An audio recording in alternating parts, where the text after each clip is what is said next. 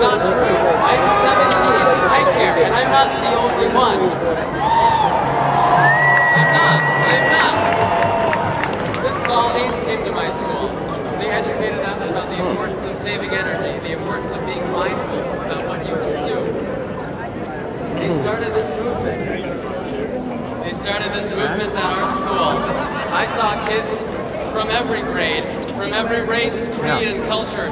We came together. We wanted to be a part of this action team, is what we called it, that would help residents. That's what makes this movement of people like me and Olivia.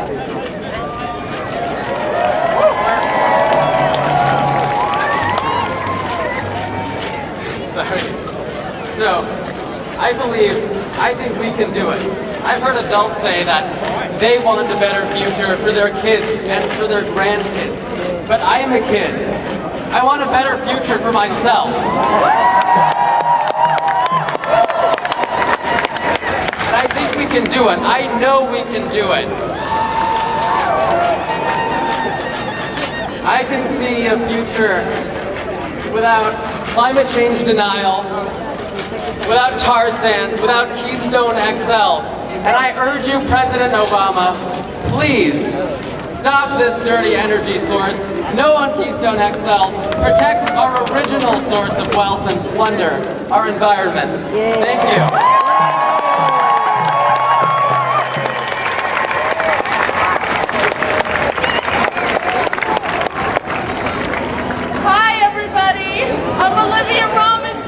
I go to Berkeley High.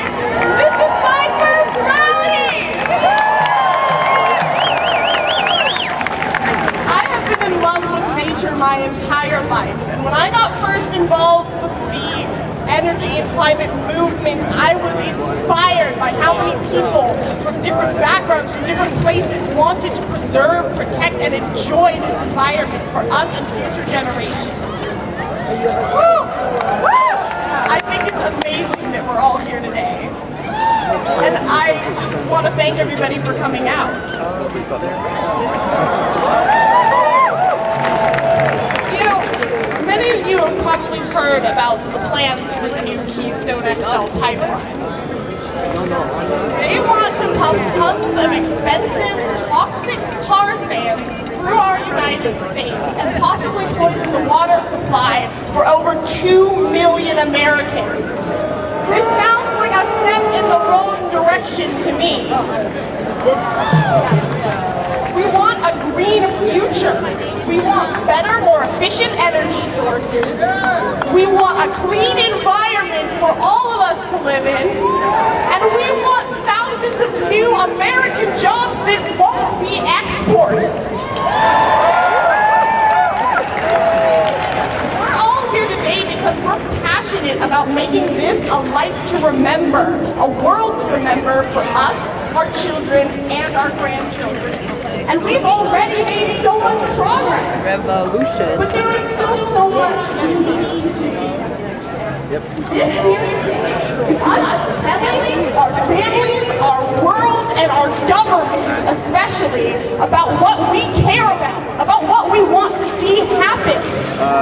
You know, this is a movement that has taken decades to get recognized, but I promise it should not take decades to happen.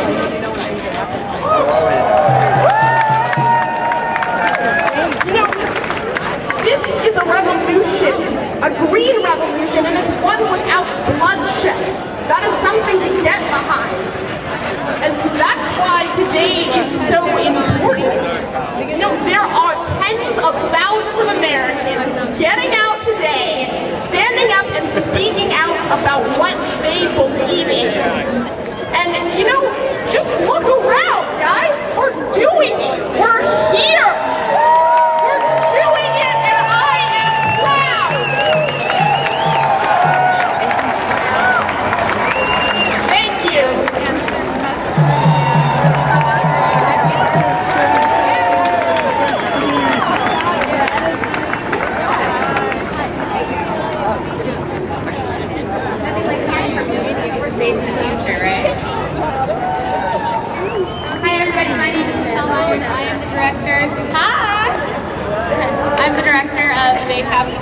Huff, and I'm here today to introduce Supervisor John Allen. He is supervisor for San Francisco's 11th district. That includes the Outer Mission, Excelsior, and Alumni. He is the chair of the local agency formation, and that is helping to implement a program called Clean Power SF that is going to offer San Francisco residents the choice of 100% renewable energy by the end of 2013.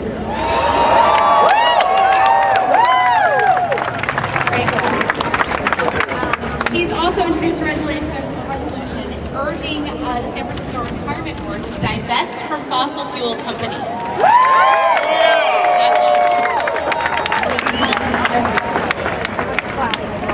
And he also sits on the Bay Area Air Quality Management District Board, and he's just appointed chair of their climate protection. Supervisor John Allen.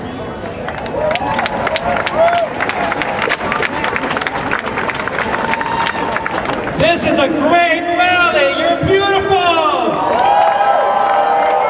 So many of you here. Thank you for being here. My name is John Almanos. I'm on the Board of Supervisors of San Francisco, and I am following your lead on climate protection. I think about my involvement in the environmental movement going back a long ways. When I was in elementary school in the early 1970s, a long time ago, the modern environmental movement was just beginning. I remember my family, we had a beach towel that was the ecology flag, and we were really proud of it. We grew up believing that governments would be taking action to safeguard our air, our soil, and our water. I remember not debating, but discussing in my classroom about fossil fuels and the greenhouse gas effect and global warming. That was back in 1979. We weren't debating then. How come we've been debating that since? My generation has had an awareness of global warming, so I ask myself, how come we have gotten to the tipping point of climate crisis and calamity? Could it be the stranglehold that big money and big oil have on politics and policymakers? Consider these facts. The price of a barrel of oil, $117. The fossil fuel industry annual profits, $134 billion. Fossil fuel funding for congressional candidates, $347 million. Annual U.S. subsidies to fossil fuel producers, $12 billion. In the United States, the subsidies to fossil fuels are 4 times more than our investments in climate protection. The fact that we have dithered away 40 years of action against climate change and instead debated whether global warming was real underscores the stranglehold fossil fuels companies have on our nation. Here in California, we are the only oil-producing state that does not have an oil extraction fee. When fossil fuel corporations and fossil fuel-dependent power companies like PG&E can only see their next quarterly report, people concerned about sustaining communities, plant, and animal life on this planet must think decades ahead. We must remember the future and not forget that our actions today will affect not just our children, but generations to come. 20 years of inaction on climate change means that we need system change. Yes. There is an alternative. A democracy that's founded on an economic system and a democracy that promote sustainable communities, affordable housing, affordable universal health care, and high-quality education for everyone as all components of what a healthy and clean environment should be. That's what our system should be all about. In San Francisco, we know we cannot wait for the federal government we have taken action into our own hands. Just this year, we approved the Clean Power SF program, which will bring 100% renewable energy right to your door, to your business, if you want to have it. Do you want to have it? Because it's going to be here for you. I'm also proud to be following Seattle's lead and the work of 350.org to promote divesting from fossil fuel companies in San Francisco.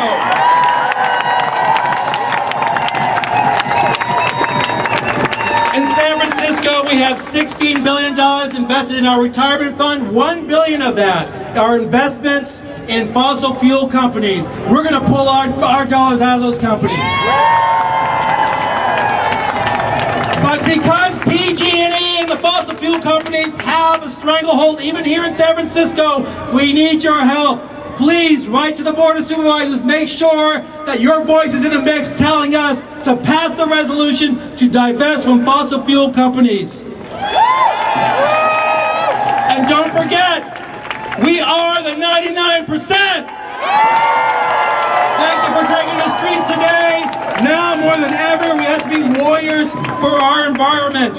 Remember the future.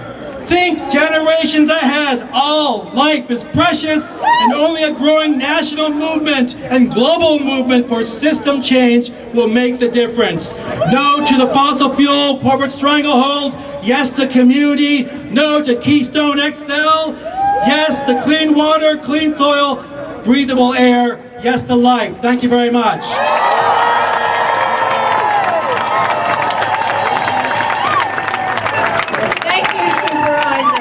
It's me again, Annie Nodoff with NRDC, and I have the pleasure of introducing our last guest speaker. But before I do that, could I remind folks that this is a wonderfully planned event and that takes money. So if you see people walking around with the donation pots, please throw something in there for all of us. So I get the pleasure of introducing Becky Bond, and she's the political director at Credo. All of you probably get emails from her, and now you're going to get to see what she looks like. I've had the pleasure of working with her to defeat Prop 23 a couple of years ago. Becky is proud that she rides a bicycle every single day. She's been arrested 3 times, most recently on Wednesday when she and 47 other people in Washington, D.C. got arrested for saying no to Keystone XL and yes to clean power. Becky?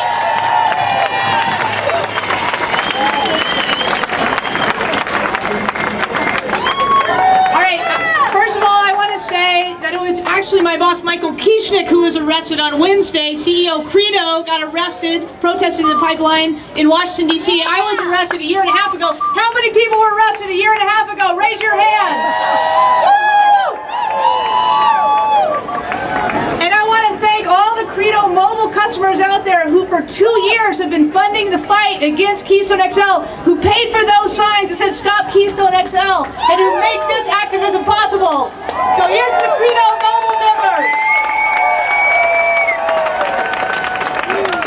2 years ago, few people even knew what the Keystone XL pipeline was. And the people that did know about it, and most of the big environmental groups, did not think we could do anything about it. So then there was a guy, his name was Bill McKibben. Anyone heard about Bill McKibben?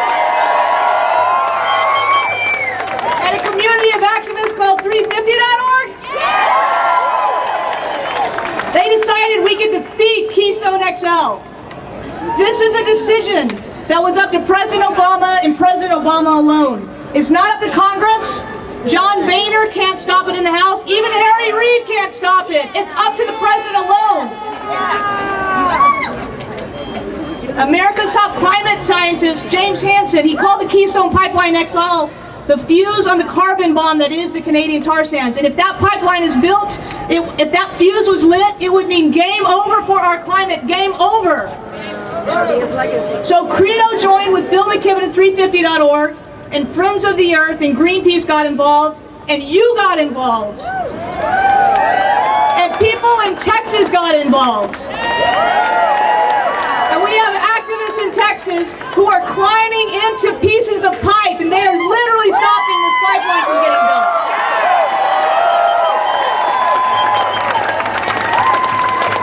That's right. I mean, how many times do San Franciscans cheer for Texans? Let's hear it again for Texans.